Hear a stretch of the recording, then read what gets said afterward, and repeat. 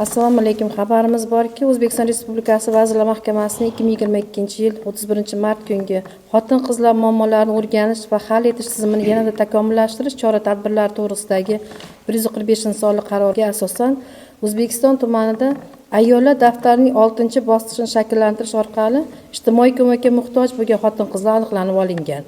Yanvar-fevral oylarida 46.992 nafar xotin-qizlar xatlovdan o'tkazilib, ulardan 6.570 nafari ayollar daftarining 6-bosqichiga kiritilgan. Birinchi toifa bo'yicha 5.527 nafar, ikkinchi toifa bo'yicha 258 nafar, uchinchi toifa bo'yicha 308 nafar, to'rtinchi toifa bo'yicha 301 nafar, beshinchi toifa bo'yicha 28 nafar va 6-toifa bo'yicha 148 nafar xotin-qizlarning ro'yxatlari shakllantirilgan. Hozirgi kungacha ushbu ro'yxatga kiritilgan xotin-qizlarning 6.570 nafar xotin-qizlardan 662 nafariga yoki 10.5% nafariga amaliy yordamlar ko'rsatildi.